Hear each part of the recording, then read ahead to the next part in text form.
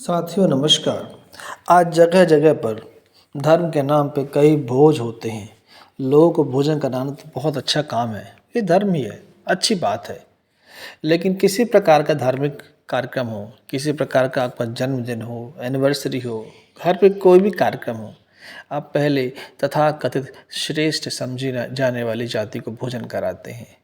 5 ब्राह्मण या 13 ब्राह्मण को भोजन कराते हैं। अब आप सोचिए, ये आप कैसी व्यवस्था को जन्म दे रहे हैं, ये कैसी व्यवस्था का आप पालन पोषण कर रहे हैं, ये कैसी मान्यताओं को आप फलता फूलता देख रहे हैं।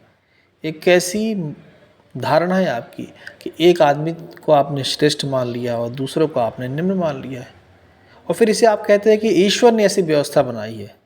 अब जरा मुझे बताओ, आपका जो ईश्वर है, ईश्वर के बारे में आपको जो धारणा है, ये है ना कि ईश्वर जो है समतावादी है, सबको एक समान देखता है, सबको रोटी देता है, सबको पानी देता है। ईश्वर सबके लिए सोचता है, सबके लिए करता है। ये मेरी धारणा तो नहीं है, ये आपकी धारणा है, और मैं जो बात कर रहा हूँ आपकी धारणा के हिसाब से कर रहा हूँ। जब आप ये मानते हो कि आपका ईश्वर जो है समदृष्टि वाला है, तो मुझे ये बताइए, क्या वो ब्राह्मणों को विशेष मानता है और आप लोग को निम्न मानता है? क्या वो उनको ऊंचा मानता है और आप लोग को निम्न मानता है? अगर ऐसा ही है कि ईश्वर इस तरह सोचता है या इस तरह से उसकी मान्यता है ईश्वर की, तो फिर ईश्वर ही विषमतावादी हो गया। फिर ईश्वर की संतुष्टि कहाँ रह गई? फिर ईश्वर समतावादी कहाँ रह गया? फिर तो ईश्वर विषमतावादी हो गया। फिर तो ईश्वर भेदभाव वाला करने वाला हो गया। यानी ये भेदभाव जो आप फैला रहे हो, आप नहीं फैलाए, ईश्वर फैलाया। आप ये कहना चाहते हो? मुझे पूर्ण विश्वास है कभी कभी इस बात को स्वीकार नहीं करो कि आपका ईश्वर जो है विषम दृष्टि रखता है। तो जब ईश्वर सम दृष्टि रखता है, अगर आपकी ऐसी धारणा है, तो फिर आपकी निगाह विषम कैसे हो गई? आप एक तरफ ईश्वर का नाम लेके कहते हो कि ईश्वर ने ये सब व्यवस्था बनाई है, ब्राह्मणों को भोजन होना चाहिए पहले, श्रेष्ठ है, और बाकी सब निम्न है, उनको बाद भोजन होगा। तो यदि ईश्वर ने ऐसी व्यवस्था बनाई, तो फिर ईश्वर विषमतावादी है। और अगर ईश्वर विषमतावादी नहीं है, तो ये व्यवस्था निश्चित रूप से आपने बनाई है, आपके पूर्वजों ने बनाई है। ये भोजन पहला भोजन करने वाले लोगों ने बनाई है। फिर आप ईश्वर का नाम क्यों लेते हो कि ईश्वर ने ये व्यवस्था बनाई है? अरे समदृष्टि का मतलब क्या होता है? समदृष्टि का मतलब होता है सबको समान तरह से देखना, छोटा हो, बड़ा हो, बच्चा हो, कोई जाति का हो, कोई धर्म का हो। इंसान को आप इंसान समझे, उसको इंसान समझे, इंसान माने, उतना ही प्रेम दे जितना दूसरे इंसानों से करते हैं। ये प्रेम की भावना, ये समता की भावना ही समता की भावना है। ये समान रूप से देखना ही समदृष्टि कहलाती है। और आपका ईश्वर जो आपकी धारणा है कि वो समदृष्टि वाला है, तो उसका भी यही कहना होगा, यही करना होगा। वो भी सबको समान ही मानता होगा। वो भोजन कराएगा तो कैसे कराएगा बताइए आप तो पहले ब्राह्मण को भोजन कराते हो, पर ईश्वर जो समदृष्टि वाला है, जिसे आप समदृष्टि वाला मानते हैं, आप खुद सोचो, वो भोजन कराएगा तो कैसा कराएगा? पहले क्या ब्राह्मणों को बैठा के लाएगा? आओ मिश्रा तिवारी पांडे जी पहले भोजन करो, उसके बाद में बाकी ठाकुर साहब, गुप्ता जी, सोनी जी, आपके रजत जी, सेन जी, सैनी जी, माली जी, कुशवाहा जी, पटेल, विश्वकर्मा, इन समाजों के बाद में जाट, गुर्जर, इनको बाद में भोजन कराएंगे? वो इनको बाद में भोजन कराएंगे? आप ये कहना चाहते हो? अब कुछ सोचो।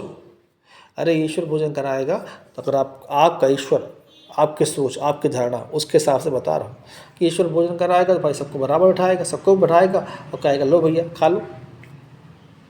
और अगर आपका बफर सिस्टम करवाएंगे, वो तो सबको बोलेंगे खड़े होकर खाओ अपने हिसाब से। तो उसका भोजन एक पंक्ति वाला भोजन होगा, एक पंक्ति में सब बैठ जाओ।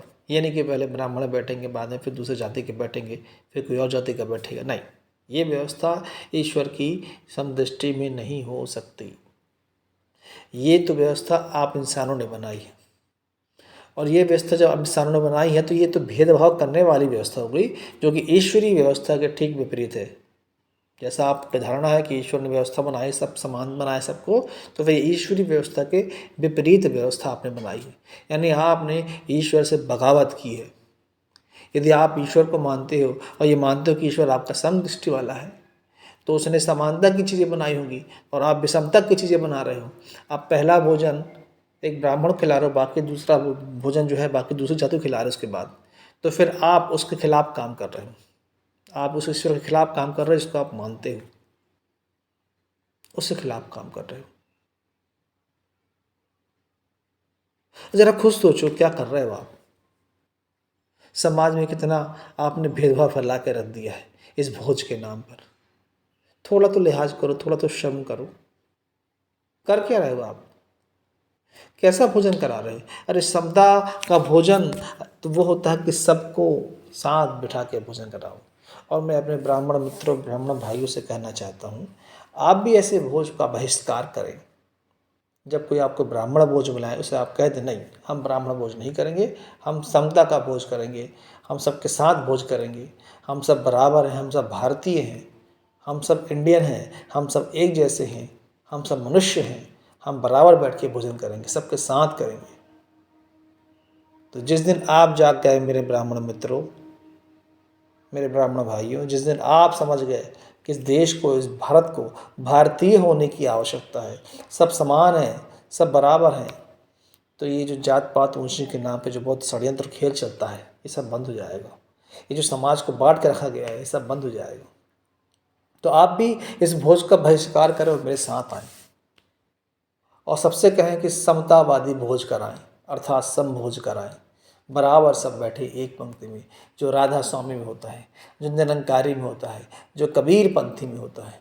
और बहुत सारे आश्रम भी ऐसे हैं, रविदास आश्रम, रविदास पंथ वाले, सिख, इनमें तो आप कोई ब्राह्मण भोज होता नहीं है। जैन धर्म देखो आप, कोई ब्राह्मण भोज होता नहीं है, सब समान रूप से बराबर बैठे खाते हैं, एक पंक्ति में खाते हैं।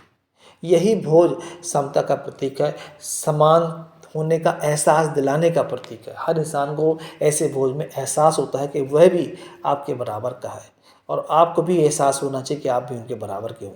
ये ऊंचे नीचे का जो ख्याल है, झूठा जो फरेब है, ये झूठा स्वाभिमान, झूठा सम्मान और ये तुम्हारे झूठे जो तुम्हारा अहंकार है, इसको त्यागो।